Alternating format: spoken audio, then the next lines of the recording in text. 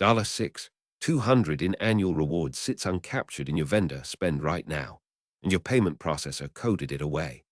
Most business owners believe putting vendor expenses on a 5x multiplier card automatically captures 5x rewards.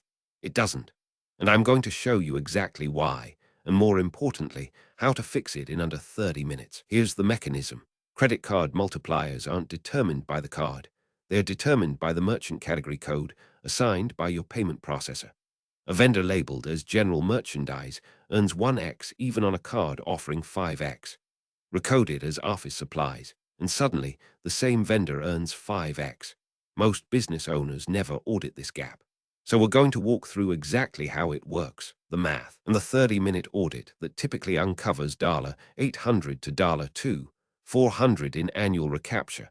And that's just year one. Consider this scenario. A business spending $120,000 annually across vendors, office supplies, software subscriptions, logistics partners, equipment rentals. If those vendors are miscoded as general merchandise across the board, the business earns roughly $120 to $240 in annual rewards, maybe $600 if they're lucky. Same business, same $120,000 spend, same card.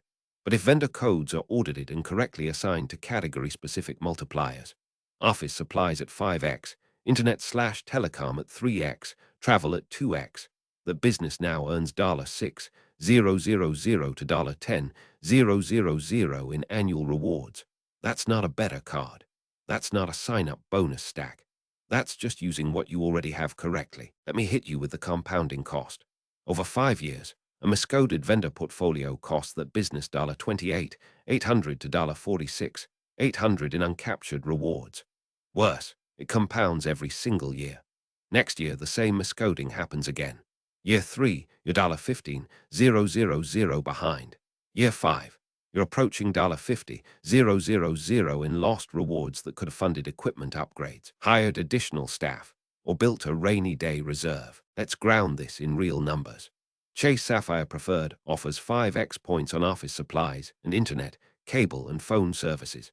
American Express Business Platinum offers 5x membership rewards on the first $50,000 in combined U.S. advertising, shipping, and select travel spend. But here's the critical detail.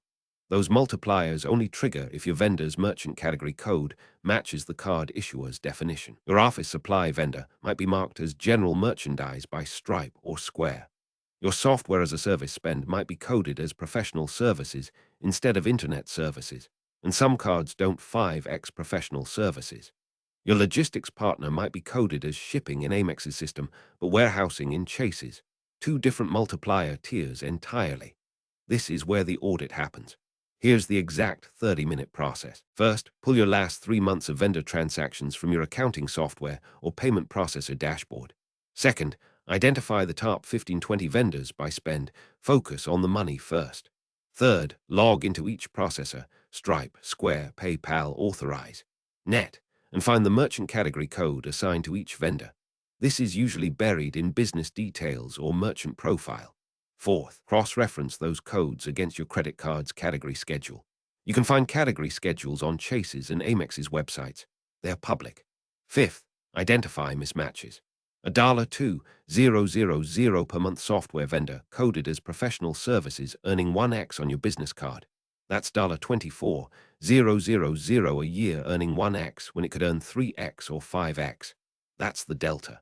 That's $1,920 to $4,800 per year in recaptured rewards, just on that one vendor. Once you've identified miscodes, contact your payment processor and request a merchant category recode.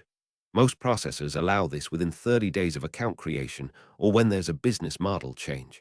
If the vendor uses their own processor, contact them directly and ask for category adjustment. Many will do it at no cost. They benefit from your continued use of their services. If they won't budge, consider switching processors or vendors. The math justifies it. The stakes are real. A business leaving $500 per month in unclaimed rewards over 5 years loses $30,000 in cumulative rewards that could have funded equipment, software licenses, payroll cushion, or tax reserves.